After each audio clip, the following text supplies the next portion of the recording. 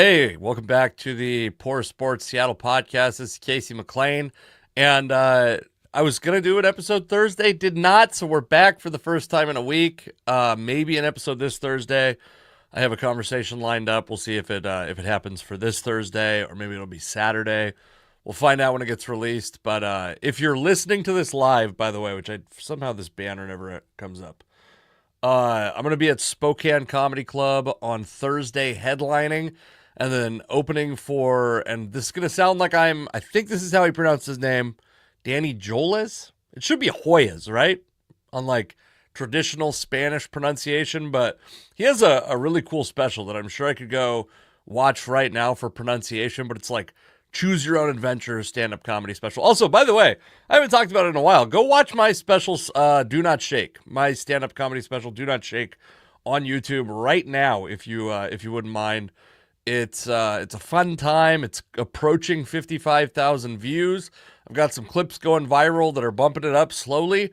Go check that out, please, and go to CaseyMcLeanComedy.com. We had a sold-out show at Bickerson's this weekend, by the way.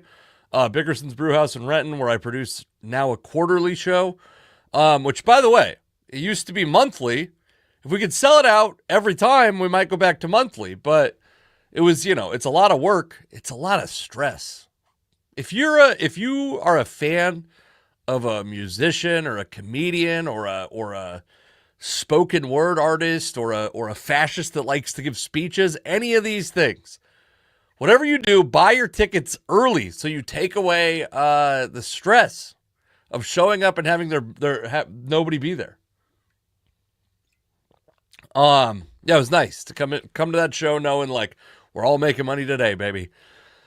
Fun show with Corey Michaelis, past guest of the podcast. Is that right? Maybe not. Maybe he hasn't been on this podcast, but he'll be on at some point. He's a Seattle sports fan. I got to go to the Washington Huskies basketball game with my father-in-law on Saturday, which was a fun time. The Huskies are having a pretty bad year. We haven't talked about them a lot on this podcast, probably largely because of that. Huskies basketball is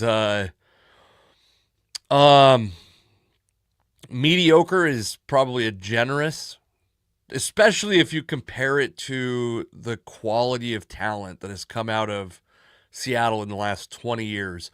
I think Lorenzo Romar, good man overall and technically brought the program to new heights, but also inherited a team that was going to have a local basketball talent pool that was maybe the best it's ever been coming out of Seattle in the history of the city. And, the team has just been historically, or I guess recently been very mediocre. And it's not different. It's not different yet. Obviously, Mike Hopkins sticks around some extra years. Fun experience, though. I got to say, live basketball. Big fan. That was my favorite sport when I was growing up. I was not as good at it as I was at baseball, but my favorite sport to watch on TV at a point in my young life was basketball, and I think it's in person. It might be the one that loses the least of the three sports. Is that right? Well, I think baseball on TV might be better than in the ballpark environment by quite a bit. Especially because the view is better. You get to see balls and strikes a little bit. Football, I always argue, they could put football on a soundstage for all I care. I will go to football games if I get tickets for free, but I think I think it loses the most being in person. The amount of information you have is reduced the most. And tell me if you disagree, by the way. I enjoy going to football games, but it's in my opinion, they lose the absolute most. It's the most damaged by not having the TV broadcast.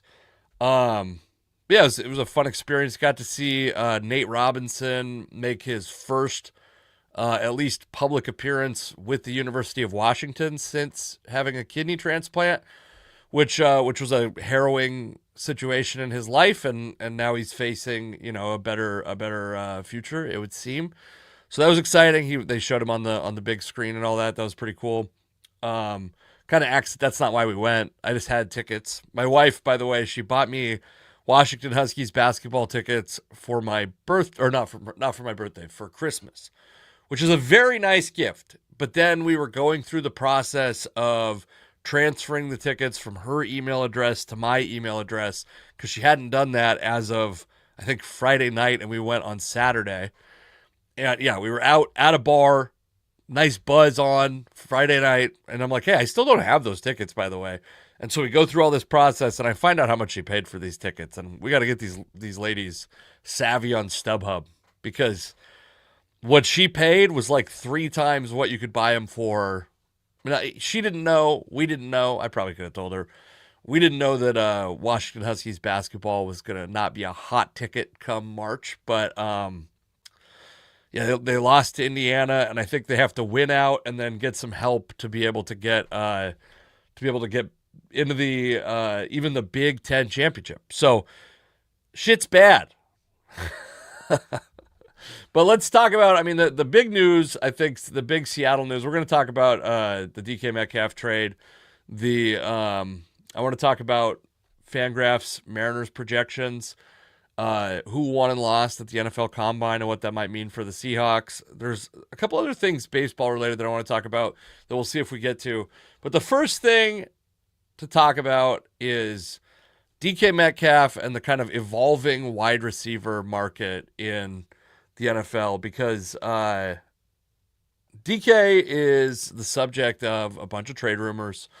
A recent guest of the podcast, Corbin Smith, broke that the Seahawks have been talking to the Green Bay Packers. The trade that's supposedly on the table is one of the Packers' young receivers, and they have 2 guys, and I can't remember the second dude's name. One is Romeo Doubs, and the other guy is like a similar profile, I think a year younger with a year more on his rookie contract. And then it would be a mid-round pick of the Seahawks for DK, a mid-round pick and DK Metcalf for Romeo Doubs, and the Packers' 23rd overall pick, which I guess if you want to do the adjustment, if you want to try to make the adjustment for what the Packers' 23rd overall pick is worth, it's theoretically worth less this year. And I do think it's like, as we approach the draft, it's important to remember that everyone's been saying this is a down year in the draft, because as we get closer and as some players show athleticism in the combine, I think people are inching this back up to being an average draft. And this is what happens every year, especially from places that make draft content, by the way. And I'm not talking about friends of the podcast. I want to make that very clear if they happen to listen. I'm talking about your Mel Kipers. I'm talking about your Pro Football Focuses, perhaps. I'm talking about your Todd McShays. They start kind of building the hype around this draft because they got to make money on the content around the draft.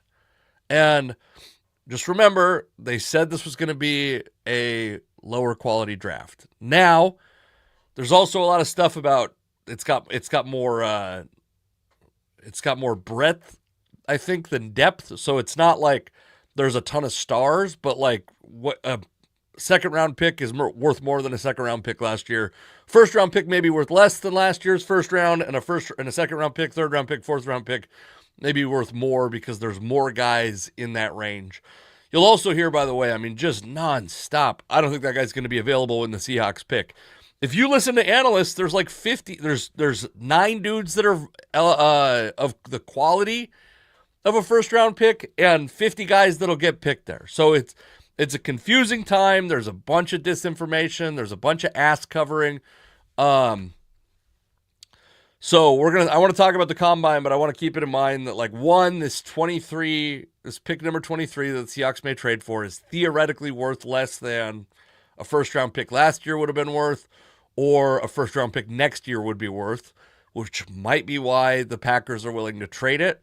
Also, Deebo Samuel got traded to Washington, and T. Higgins got franchised today.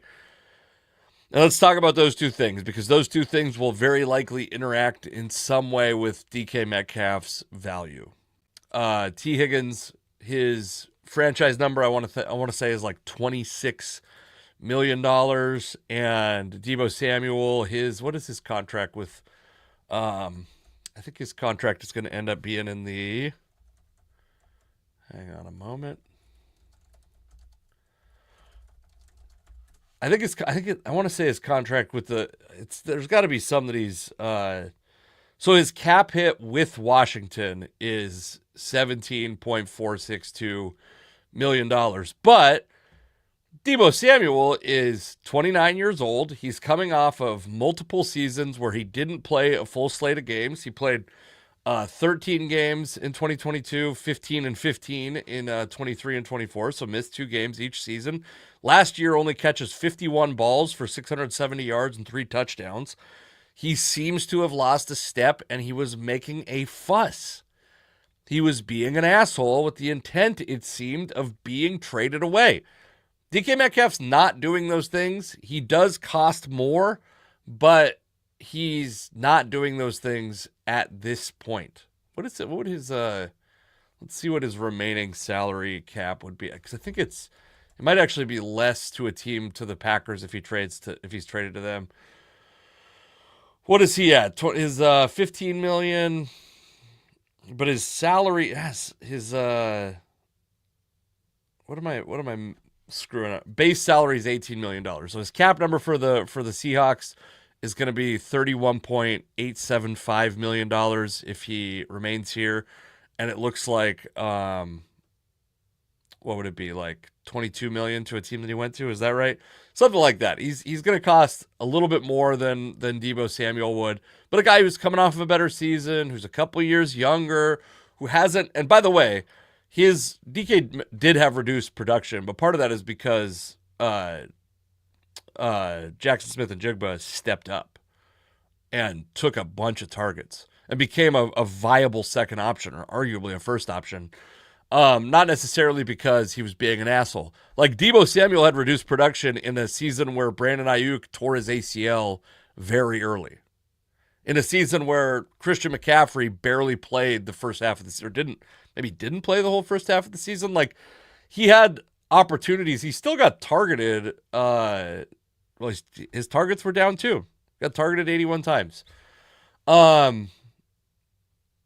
Anyway, I don't think that the Deebo Samuel trade is a great analogy for what the Seahawks can expect to get for DK Metcalf, is ultimately my point.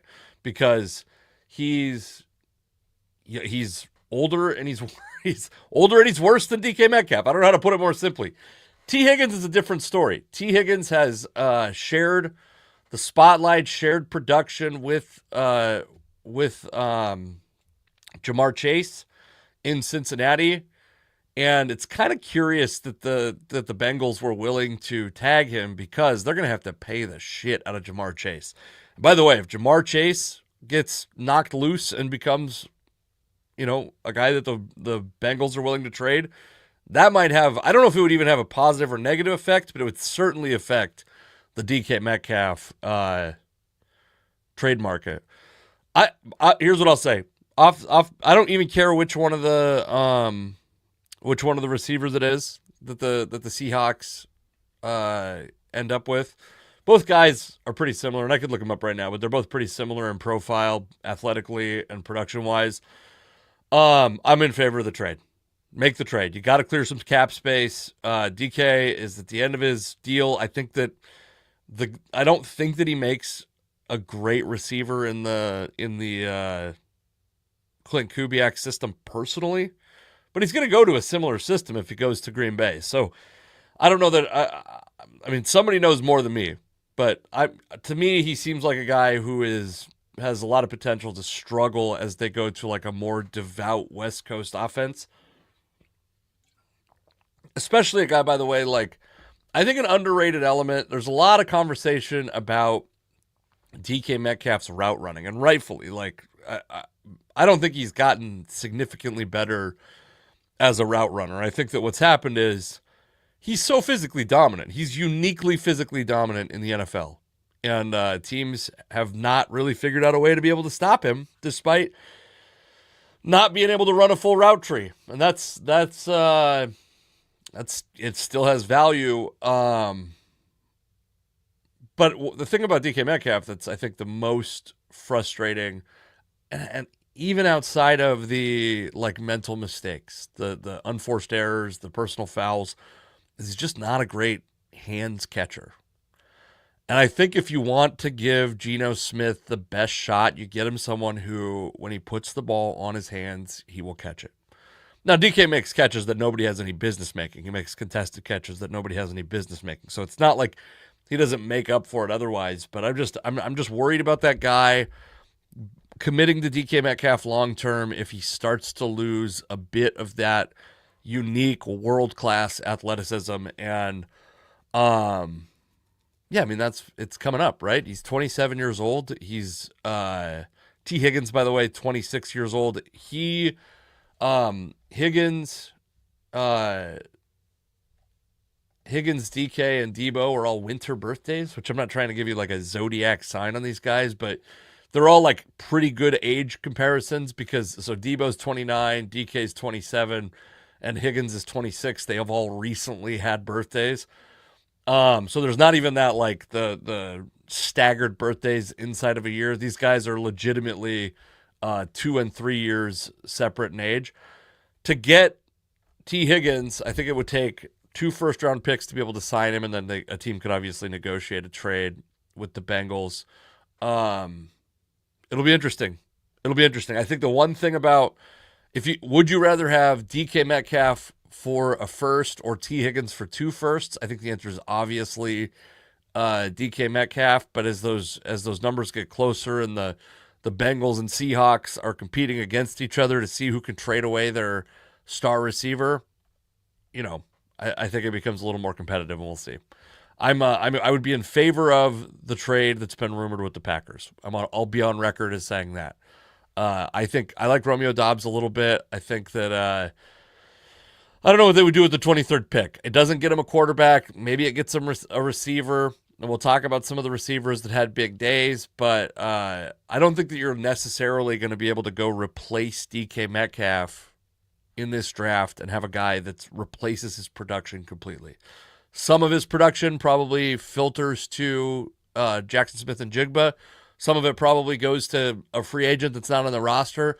And hopefully what else happens is they draft 1 or 2 guys and the burden spreads around.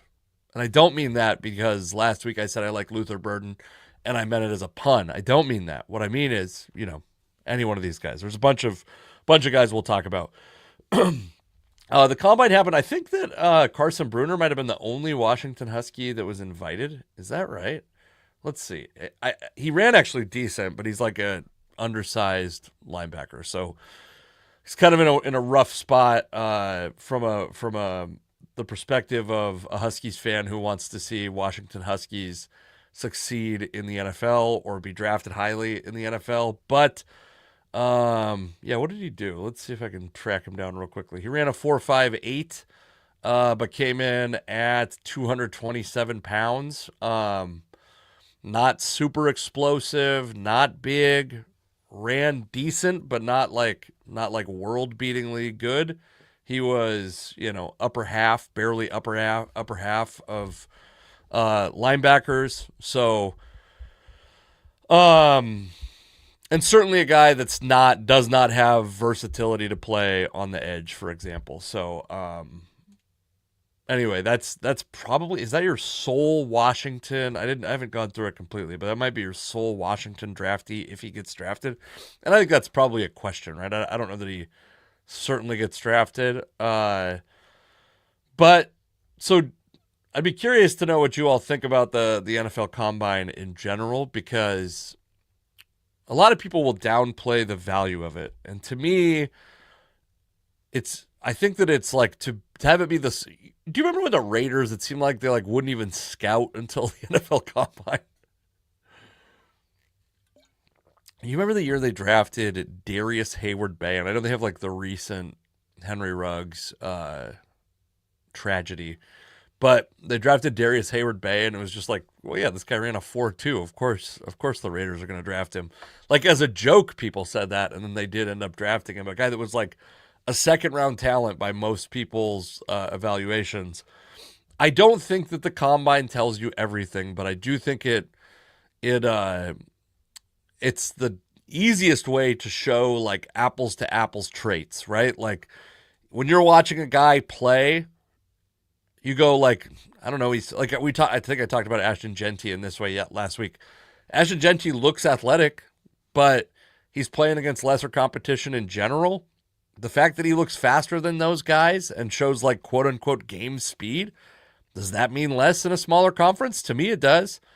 But also, if you're Ashton Genty and you're already projected to be a first round pick, probably running at the combine is going to be, can only hurt you. And that's another thing that it does, by the way. And guys have gotten a lot better. And I'll say this just anecdotally. So I believe that I heard this from Dan Viens, friend of the podcast, about the broadcast on NFL Network. But they said that I think this was the fastest group of running backs and maybe the fastest group of receivers to ever run at the combine. And I don't know if that was an average or the upper end, but I think that what's happening to a degree is, one, athletes are evolving always. Two, these guys have more resources at their disposal to go learn how to run well for testing, to learn how to run like a track sprinter for the 40-yard dash, which maybe doesn't quite translate to game speed. But if you're not doing that, you're going to test slower. And so all the guys, I think, are doing some sort of running training, which is fine, I guess. I mean, there's nothing you can do to stop it, right? And the other thing that's happening is the guys who know they will run badly are not going to run. What was the name of the Huskies, Washington Huskies running back that he got drafted last year, or didn't? I think he went undrafted last year, actually. Oh God, what was his name? And this is bad. I'm looking at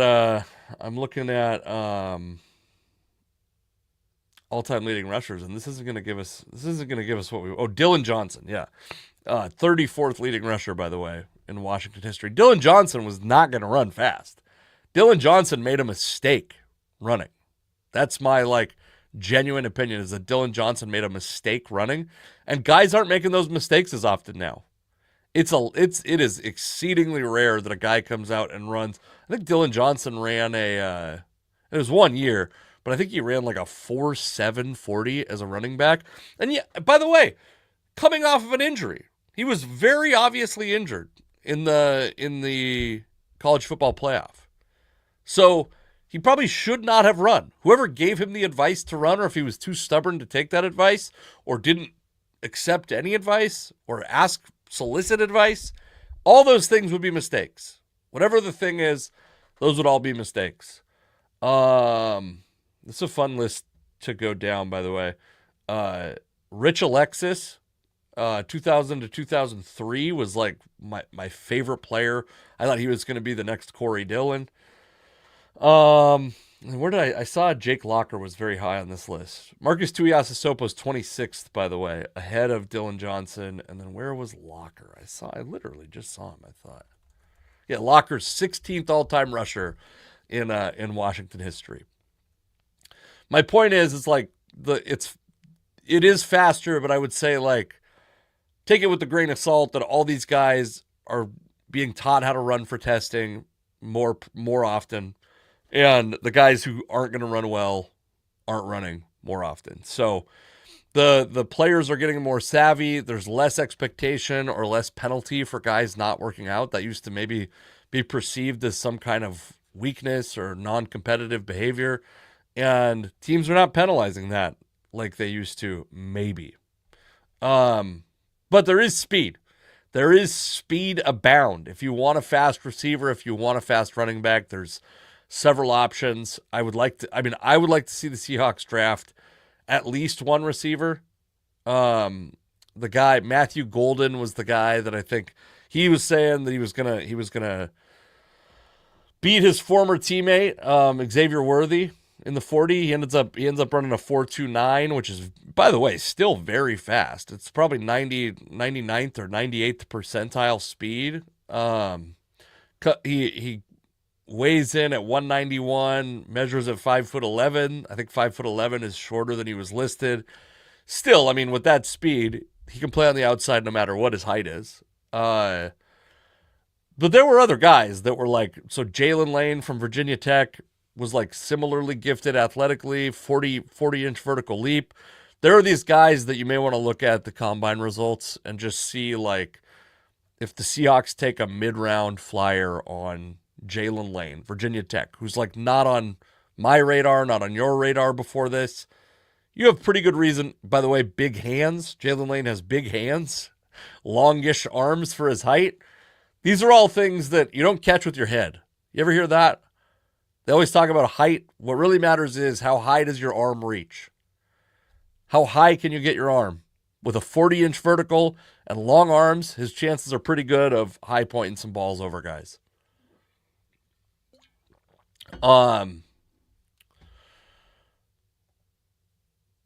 similarly, like Ashton Genty did not run, which it is sad because you'd like to. I mean, from my perspective, as just like a data guy, I'd like to see where he stacks up against successful and unsuccessful running backs. But I think that's kind of the risk, right? Is if he comes out, my suspicion, by the way, if I was gonna guess, is that he would have run a somewhat disappointing time.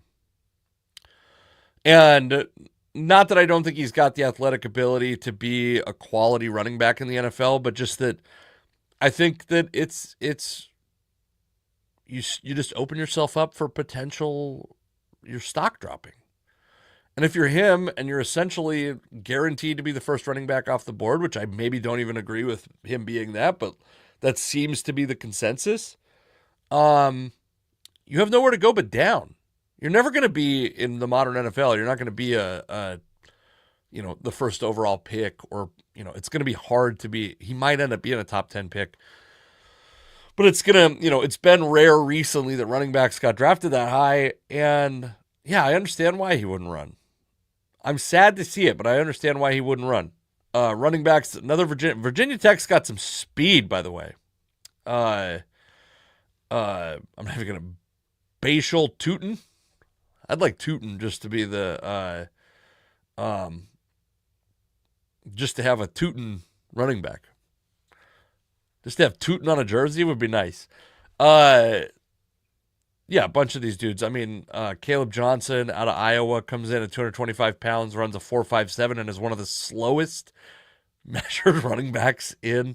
If you go back and look at just last year's combine, I think that a lot of guys were 4.6, 4.7, and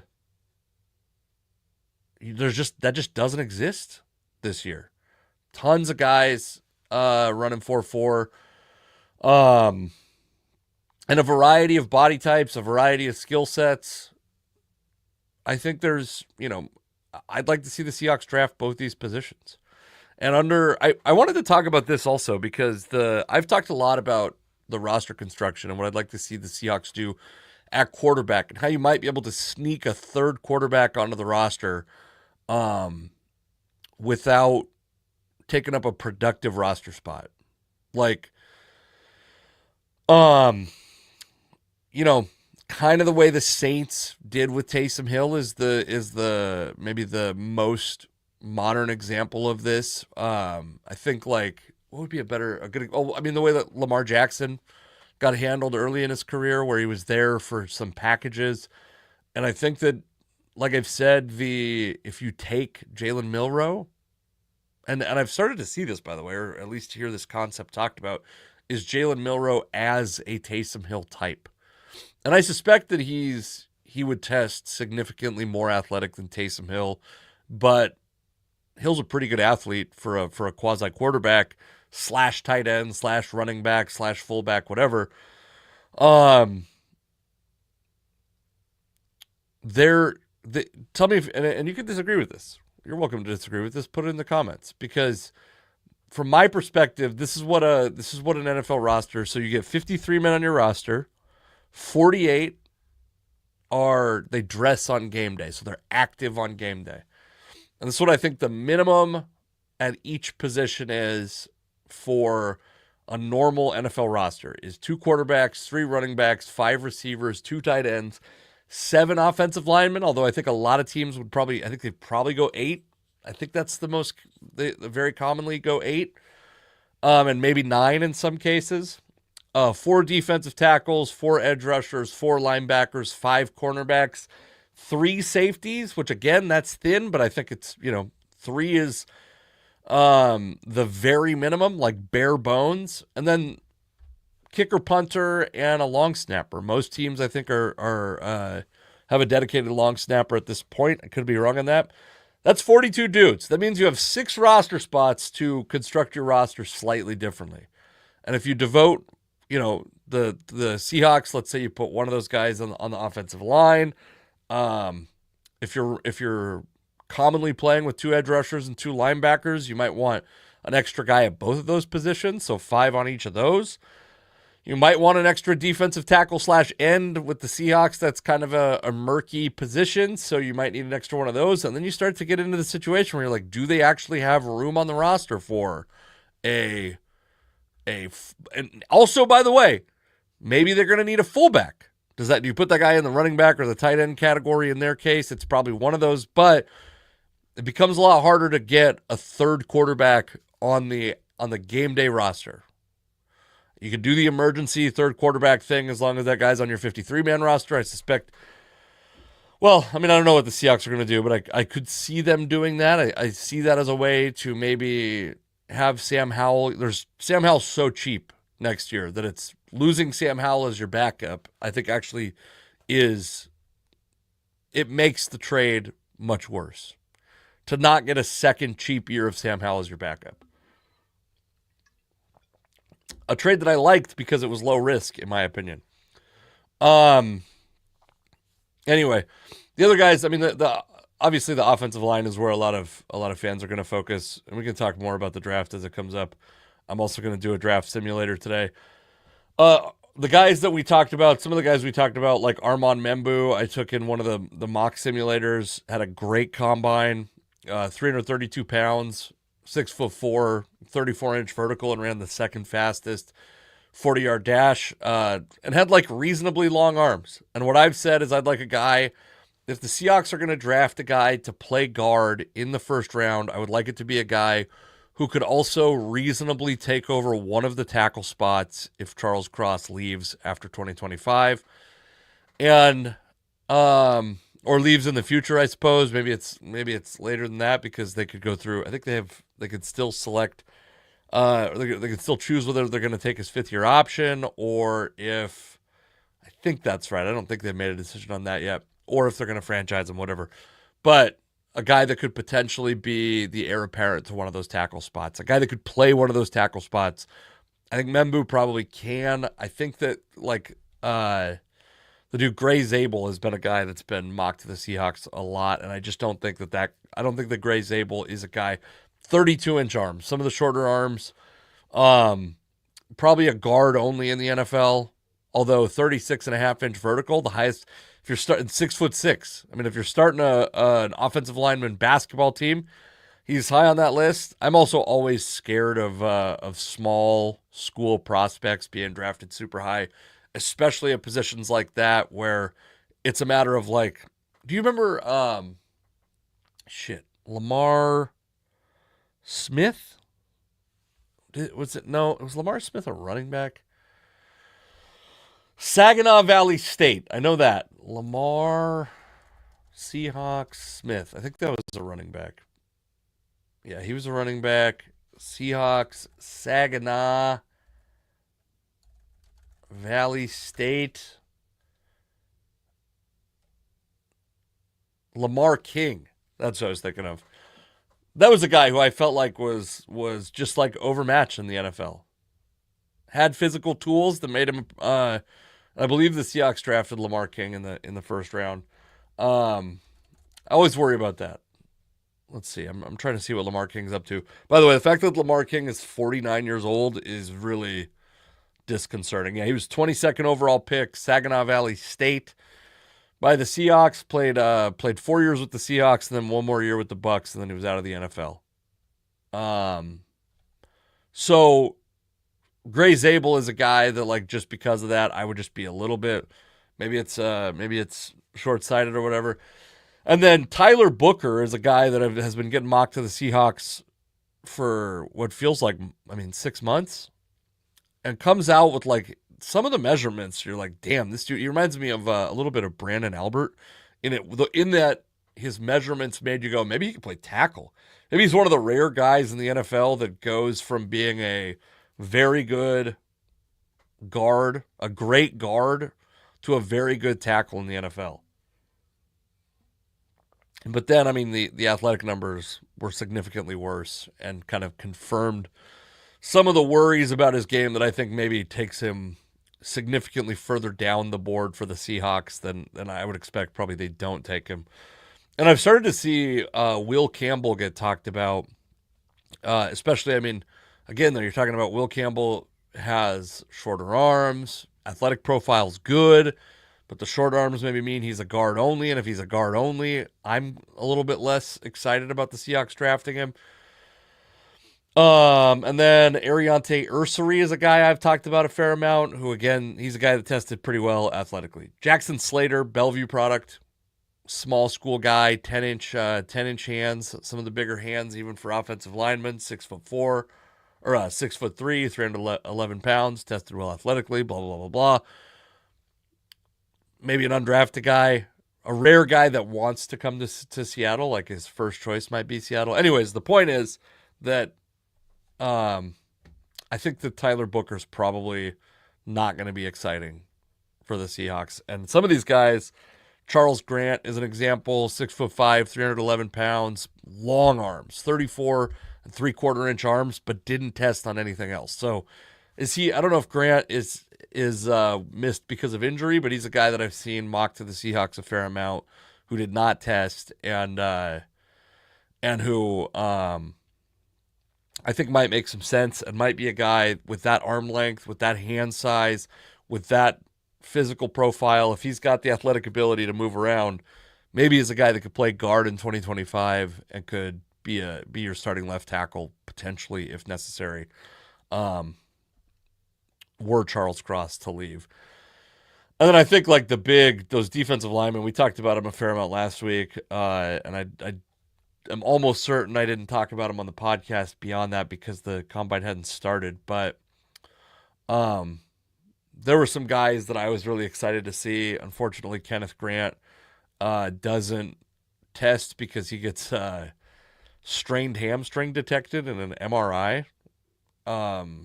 I don't know how he would have tested. He's a big dude. 331 pounds. I will say the one guy that the bloom's off the rose a little bit for me, especially a guy who did not do some of the testing that I would have been excited to see him do, is Mason Graham. Super short arms. Came in at 296 pounds, which is like, I'm fine with Mason Graham being an end, like a 3-4 end. But I got to see those other athletic numbers. Not super exciting to me. And again, I just want to clarify for everybody. I'm not grinding tape or watching drills. I'm just looking at the measurements for me. I'll read the scouting reports that other people put out and the assessments that I'll aggregate those mentally and be excited about these guys based on that. Anyways, we can talk about that stuff a lot more as the draft approaches. The one thing I will say is the prevailing combine conversation seems to be the Jackson Dart and Quinn Ewers both aced the combine.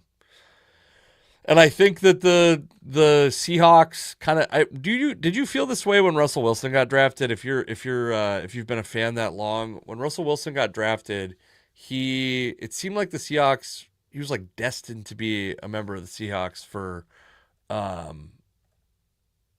like it felt like leading up to the draft, there were just so many people that thought he was going to be a member of the Seahawks. And I think Quinn Ewers is kind of falling into that category. A guy who, oh wait, by the way, Dan Vians, friend of the podcast. I was wondering, I was like, we got a lot of Twitter viewers today. I think it's coming from my pal, Dan Vians. Thank you, Dan. Quinn Ewers seems like he's destined to become a Seattle Seahawk. John Schneider talked about him a couple years ago. He's crushing the draft process. He played well his junior year, and he's a guy I'm really excited about. I'm like unabashedly excited. I've never not been excited about him. I thought he was going to be potentially in the discussion for a first round or the 1 overall pick this year, and so I'm glad that the Seahawks might have a shot at him. I probably like him more than Jackson Dart. In fact, I would have said certainly like him more than Jackson Dart a couple years ago. And this time around, I still like Quinn Ewers. I would be thrilled to see the Seahawks draft Quinn Ewers. All right, last thing I want to talk about before we get into this. Are we gonna even do it? We'll do one of the simulators. So I got, because I'll eventually have to go pick up my children and stop talking to you monsters. But I wanted to look at the Mariners projections on Fangraphs, and just kind of give some maybe tempered enthusiasm, but a reason to think that, like, I would say these are. So this is what I'm going to show a screen, which is like the least exciting thing to do, especially if you're listening to a podcast. But so these are the Zips projections for the Mariners, the Dan Zimborski created, who's friend of the podcast, Dan Zimborski, who's, by the way, started to pop onto local sports radio. But projecting big stuff from, a 6-win season from Julio would be pretty exciting. A 5-win season from Cal Raleigh would be pretty exciting. And then projecting bounce backs from J.P. Crawford. And what I think is most interesting personally is I'm a little skeptical personally of Victor Robles. I'm not someone who believes that the 2024 Victor Robles is necessarily the real Victor Robles, but I started poking around these projection systems that are taking a lot of stuff into account, and they're pretty bullish on Robles. And if Robles is, if you look here, he would be the Mariners' 5th best offensive player with a 109 WRC plus and the ability to play all 3 outfield positions. That is a steal of a contract. If that's the reality, if that's the Victor Robles that shows up in 2025, that is an absolute steal. I have my doubts. I would not write this in pen because I think there's an equal chance that, to me, this felt like the top end for Victor Robles. I feel like there's an equal chance he puts up like a 90 WRC plus, but I started poking around these projection systems, and they're a lot more excited about Victor Robles than I am. So if that's the case, if you get a 2.5-win Victor Robles and a 3-win Randy Arozarena and a 3.3 win JP Crawford and a Dylan Moore that plays, this projection system is only projecting 406 plate appearances and almost a 2-win Dylan Moore. A Jorge Polanco bouncing back to be a 2-win player. This is, and these guys these aren't Seattle guys. These are not guys. Dan Zimborski does not give a shit about the Seattle Mariners, and his projection system is a lot more optimistic about their 2025 than mine is. I actually haven't even looked at the pitchers, but I just wanted to point out like where people I respect disagree with me. And this is one of them. And this isn't people. This is a projection system. It's an emotionless algorithm, but still. And then, this is like exactly kind of, I think, if you look at the pitching staff, it's exactly what you'd expect. Outside of George Kirby is projected to be the best pitcher on the team, where I think most people would expect it's Logan Gilbert. And yeah, this is, you got, in my opinion, and this is going to be controversial, you got like 3 number 2 starters and 2 number 3 starters on this staff. I think that can carry you to the playoffs, and I think that could potentially take you deep into the playoffs, but it's not a staff full of aces. Very good pitching staff, not a staff full of aces. But what I would say I'm excited about is the projected bounce backs for Jorge Polanco, J.P. Crawford, and the sustained success of Victor Robles. I'm not saying book a trip. I'm not saying block out late October, but so that you can go to away games for the Mariners. But there's room for optimism. Also, there's a story came out that Mike Trout is moving to right field, which is it's curious in a couple ways because my memory, I don't know exactly what it's rated, but I don't think Mike Trout has a particularly good arm, and so I would have expected if he moved off of center field, it would be to left field. He's moving to right field, and the reason that's, if you don't know baseball very well, the reason that's different is because it's a longer throw to third base. Right field is rarely making throws to first base, but much more often making throws to third base. Mike Trout has been injured a lot the last couple of years, and this is being talked about as an injury prevention decision. But I do find it a little bit interesting, and I think Trout has been just a consummate pro. He's exactly what you want without maybe having quite the star power, like the charisma to elevate him to the next level of stardom, which baseball really needs. But a guy who has stayed in the same spot, who signed long-term deals, seems like he just wants to be an Angel for his whole career, and who is willing to move off of, and it just, the first thing that popped into my mind when I saw that Mike Trout was moving off of center field, and if you know me very well, you probably know where this is going, is how goddamn frustrating it was that Ichiro wouldn't play center field, did not want to play center field. I think he played there for 1 year, but wanted to move back to right field as quickly as he could, and how he just, and I didn't care about, by the way, I think there's a very good argument that he shouldn't be diving for balls and he shouldn't be sliding head first, especially because he was already stealing at a very high rate. Like, him being healthy was more valuable than stealing one extra base or whatever amount of extra bases he might have stolen. But it was so frustrating that he did not seem to put the team ahead of his own ego. And Mike Trout has every reason to have, he's one of the greatest players that's ever played the game, and he's moving off of right field because he wants to be healthy. Because he wants to be healthy for his team.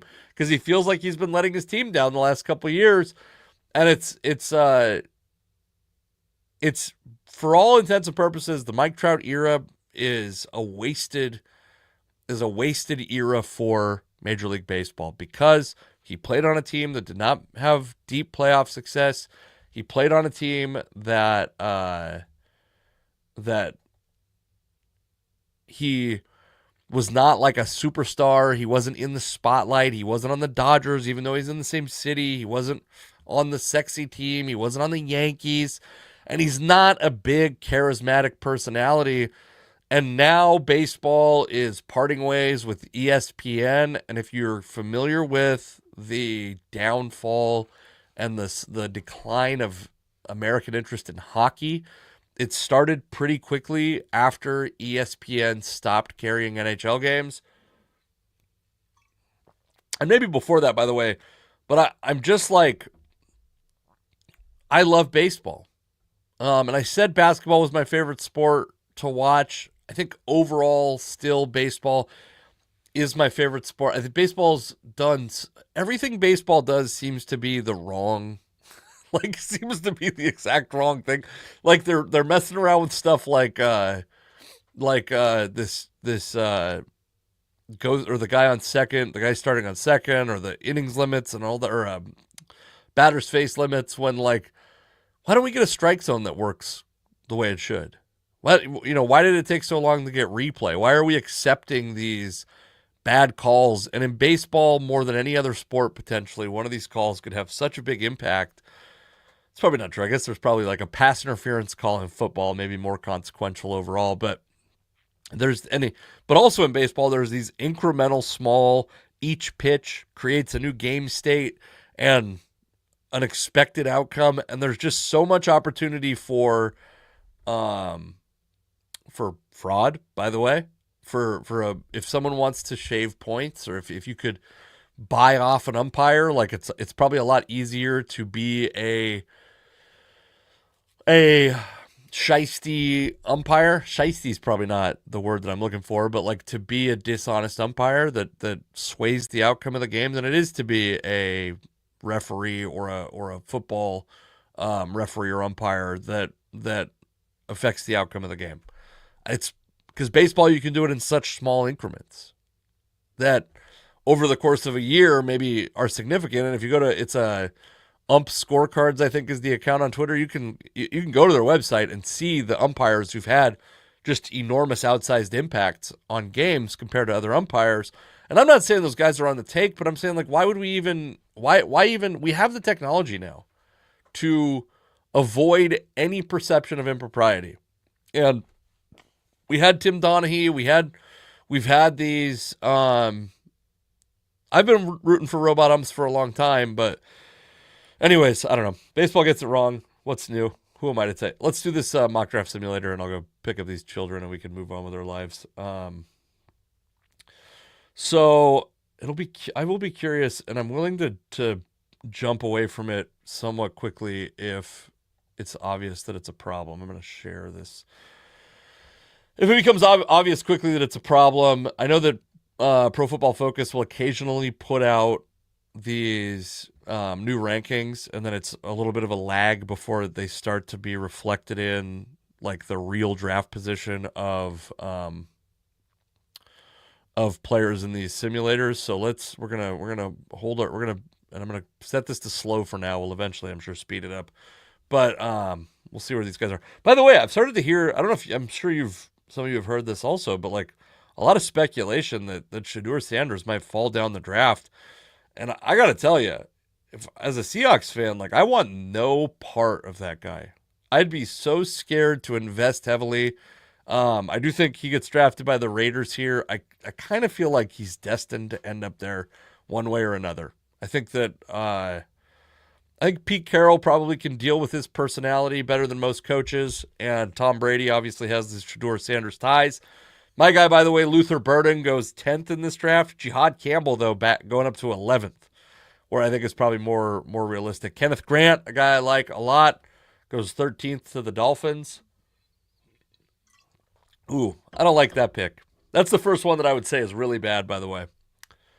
Is that a trade? Does this symbolize a trade? What does this mean? Ashton Genty to the Falcons when they already have Bijan Robinson, I think that's a bad. That's just a mistake. That's like the randomness taken over in a way that's not good. I like Kelvin Banks. I'm going to pull up real quickly Kelvin Banks. I don't think that he tested, but I could be wrong. Where are you at, Kelvin Banks? Oh, no, he did test. Okay, so 5'16", 40-yard dash, 33.5-inch arms, 10 3/8 inch hands. So like the physical stuff you're okay with, 6'5", 315 pounds. I'd be fine with Kelvin Banks here. I think Kelvin Banks is a guy that at least profiles as a guy who could play guard in 2024 and then, or 2025, and then play tackle going forward. I think at this point, Armand Membu is probably a higher ranked prospect. I wish there was some way, and maybe there is, that I'm not aware of, to easily see when these rankings are from that PFF is using. But I'm gonna draft Armand Membu here. Big fan. I think a guy that steps in and plays left guard right away. And now what I'm going to tell you is there's a strong chance that historically I've been ignoring the obviously wrong rankings of some of these guys, or I'll see if I have the willpower to keep doing it. Dylan Gabriel, by the way, comes in small, and I just think I just feel like he's going to be like a 5th or 6th round pick to Miami. He feels like such a perfect fit as a backup for Tua, a rare guy that could come in and be that like unique timing-based, left-handed. I don't care that he's short, but like can move around a little. Just such a great analogy for Tua, or such a great redundancy for Tua that it just seems like he's going to be a Tua's backup. Seems like he has to be. Josh Connerly's a guy that I would have considered at 18 personally, but is probably, I haven't heard him talked about moving up draft boards. I like Colston Loveland, by the way. I've heard people think he's going to get drafted before the Seahawks pick, and then you also see him like here getting drafted in the second. I don't know what to take. I don't know what to make of him. It's going to be hard for me to not take a quarterback here. I have a feeling. We'll see who's at the top of the draft. Or who's at the top of their. Did somebody slip? I mean, I'm not taking. I'm scared. I'm like I don't think I'm not. I would not be excited about Tyler Booker, in Seattle. I like Xavier Restrepo. I think he's in that kind of like Malachi Corley, the guys that can run a bit after the catch. And I'm gonna make a comparison. I think that last year we saw the top 3 wide receivers taken were like the 3 archetypes. You had, I mean, Marvin Harrison's like all world everything, right? This is your Calvin Johnson. This is your Larry Fitzgerald, a guy that can do absolutely everything. And Rome Odunze was like a big guy that could use his body to make catches. And sure, he was fast and he's got a lot of athletic traits. But like his game is probably more focused on being a guy that can box out and go up and over corners. And then Malik Neighbors is, and what I think Tyreek Hill doesn't get enough credit for is that he's like 200 plus pounds at 5'11" and tough to take down and super fast. And he's not just a guy that's running past people. He's not like Xavier Worthy. He's not like John Ross. He is a big dude who is also fast. And Xavier Restrepo and Malik Neighbors are. What did Restrepo? Did he end up running? That's actually, I should check that. I didn't see. I guess I didn't care. But I should. Restrepo. He didn't end up running. 17 on the bench, though. That's actually, and he does have like shorter arms, but 5'10", 209. I'll be interested to see if he runs at his pro day. I don't know what his health status is but I think that's another archetype of receiver of a guy. Then there's also like Tyler Lockett types, or the guys that I was talking about. Lockett had a lot more speed, by the way, than he was given, like measured speed than he was given credit for when he came out. Anyway, I'm probably not going to take Restrepo here, but I'm tempted to. Darian Porter tested great. I'm tempted to take him, but I think I'm going to take a quarterback. I don't think you could talk me out of it because I'm not certain in real life that the guy that I would want would be here. Oh, they're going to give me such a bad F. It's going to be such a bad F here. But if you're looking at these guys, I'm not drafting Dylan Gabriel in the second round. I'm probably not drafting Jalen Milroe until the third round at the earliest because I think he's a guy that's not going to play significant downs. And the only way he gets on the field for the Seahawks in 2024 either means that Sam Howell's gone, which might be true of Ewers also, by the way. I'm not, but it's, or he's in a Taysom Hill type role. I think Ewers can be a quality backup in year one, and I'm taking Quinn Ewers. Nobody's going to like it. Everyone's going to hate it. But I'm a big Quinn Ewers fan. All right. Also, I made a comparison in DMs to Dan Viens.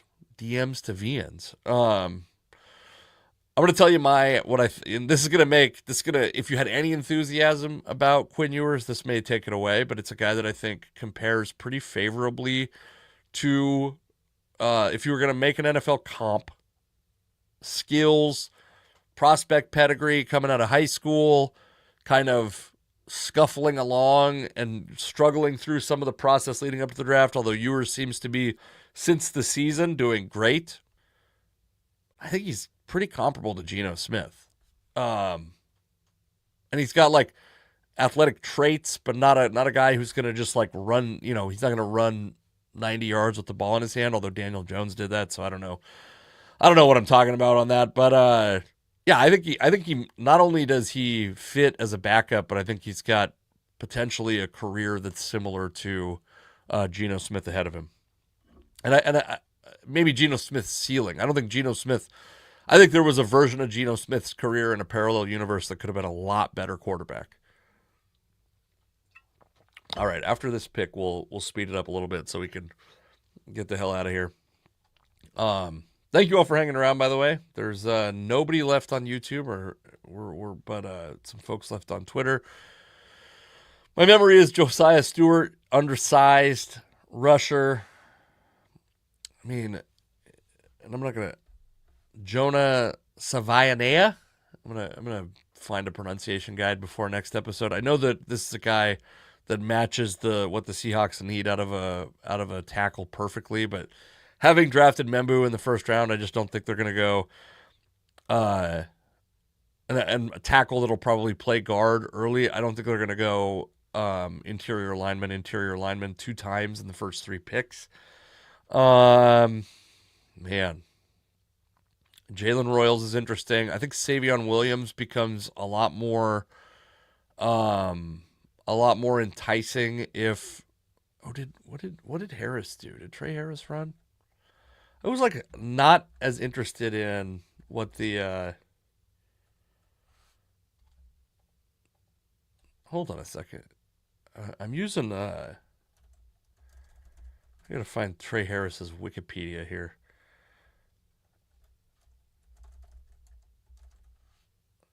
Trey Harris's real name is Cleveland? I got to tell you, Cleveland is a much worse name than Trey for a running back. Trey Harris runs a 4.54, but posts a 38.5-inch vertical, longer arms, big enough hands, whatever. Does not. I will say Trey Harris does not jump off the page athletically from the combine, but let's take a look. Cleveland. His name is Cleveland. Tez Johnson had a disaster. Tez Johnson might go undrafted. It's my prediction.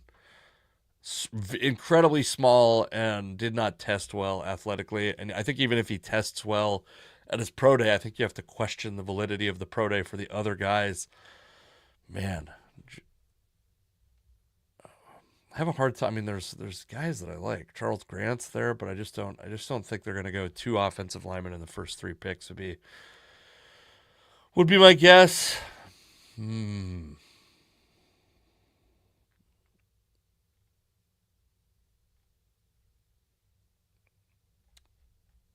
Is extended silence good for a podcast or live stream? That's a tough one. I also am not doing trades, which makes this even harder. I'm going Jalen Royals, I guess. Yeah, tested pretty well. I don't love it, but I'm gonna go Jalen Royals. I feel like I might have failed us as a team here.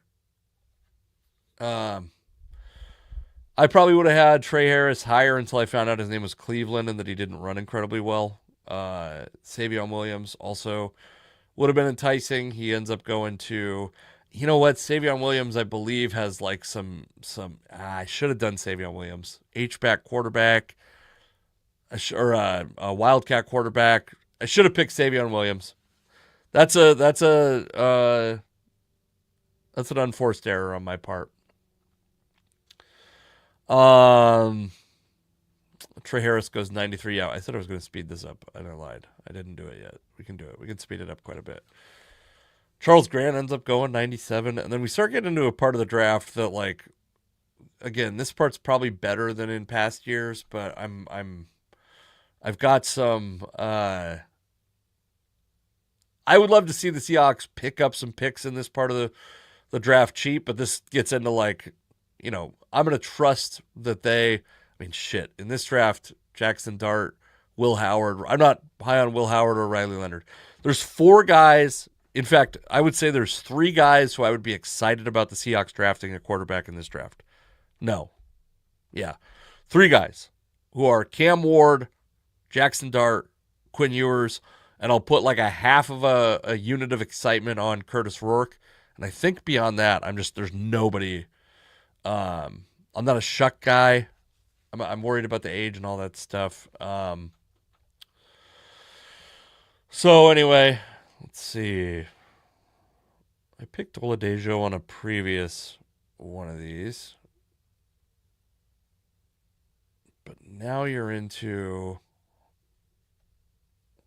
Also, by the way, I have the font so big so that it looks reasonable on the on the screen that it's like I can only see 2 players at a time. Let's see what's going on at tight end. I like Luke Lachey, probably not this early.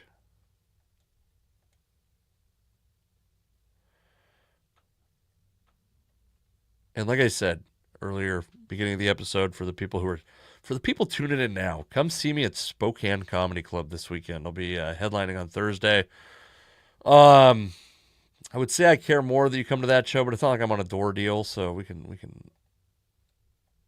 Man, I don't like how this draft has gone. I guess, like, in this draft, if the draft actually fell this way, I'd be upset that I had not waited a couple rounds to draft a quarterback, which is, I guess, a way of saying, that I fucked up and I should not have drafted. But let's see, man.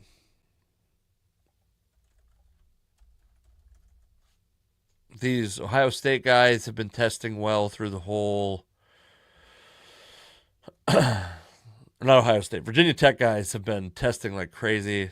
Antoine Powell Ryland is not one. I'm taking Oladejo again. Let's move on from this pick. It's not going to be exciting the next pick either. In fact, it's probably going to be frustrating because we might have Jackson Dart still available there. I don't think he's gone yet in what's going on the screen.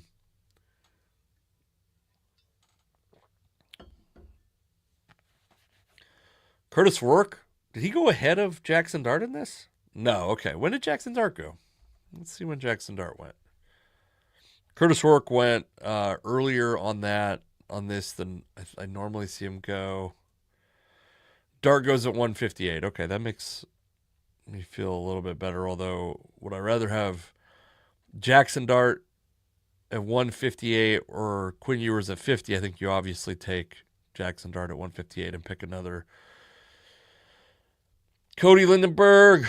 This might be let's see how you tested.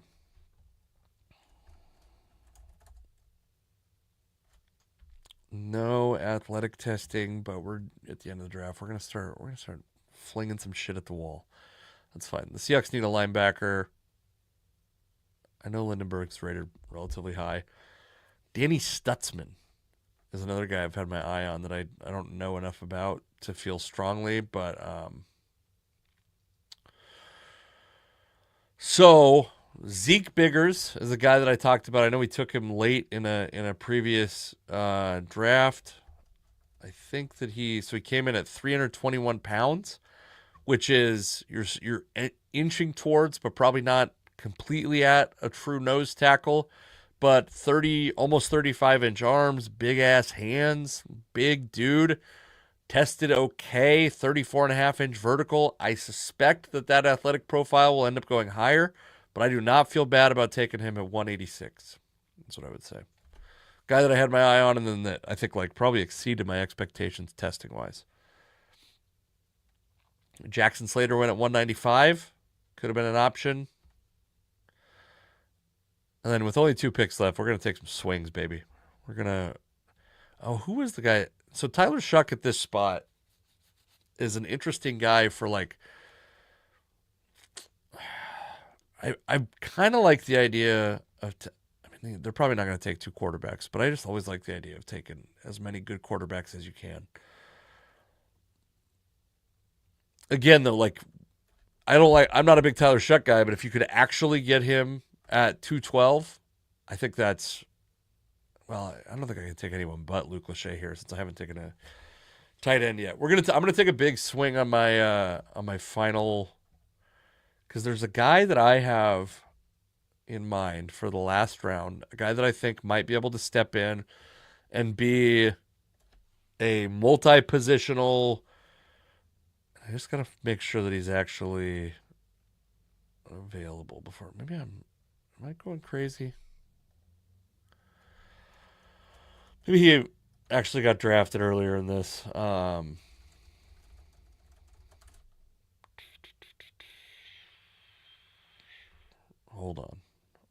on. You're already holding on. It's Rashad Owens, I believe. Did he test with the tight ends? Or did he test with the receivers? Because I have a... Oh, come on. Did he not?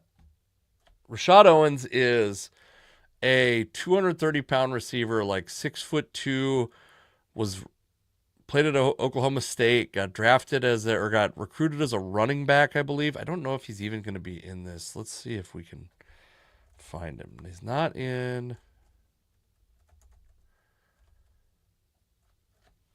You don't even have him. They don't even have him in. I would take Rashad Owens here, or I think he's, for me, if you're the Seahawks, a priority UDFA. We'll see what I'm gonna do a little more research on him because I don't know why I keep not seeing him. He didn't get a combine invite, it would appear, which is surprising to me.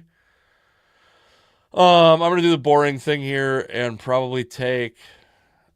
Did Muhammad already go? I like Jabbar Muhammad. There we go. We'll take him. We're gonna get an F on that one too. Probably a C actually, I think is what we'll get, but we're going to get a bad grade on this draft, I think largely because they're going to hate the Quinn Ewers pick. If the Quinn Ewers pick doesn't get a full F, I'd be surprised. Here it comes. Full F. Dark red F. Membu gets a C because I drafted Quinn Ewers and they thought I should have taken I'm not going to try to pronounce the last name. I got to get some pronunciations under my belt before I bring that one out in the public. I didn't feel good about it. I said it multiple times. Bottom 25% of Seahawks drafts. I think this is one of the worst drafts I've ever had. I tried to be semi-realistic. I tried to use my better judgment to take Ewers in the second round, which is realistically where I think he's going to go. And I got punished. I got a C on Muhammad in the 7th. Cody Lindenberg, I got an A-. One of the picks I felt it was the most flaccid of the picks for me, which is like a guy that just PFF thought was high, not really a guy that I had a lot of feeling about. Zeke Biggers, I think I would love to see Zeke Biggers in a Seahawks uniform. Anyway, okay. Come see me do stand-up, please, if you would. I would love that. I'm going to take this off the screen. I don't think... Oh, shit, I took myself off the screen. I don't think I have anything else to talk about today outside of maybe digging into some more of these guys. We can talk about, quote-unquote, my guys and free agency as it approaches. Hopefully by Thursday there will be some resolution on the DK Metcalf situation. But if not, I think we'll have a good conversation either way because I have something planned. So thank you all for listening. Whatever. Have a good week if I don't talk to you. All right. This is a bad way to end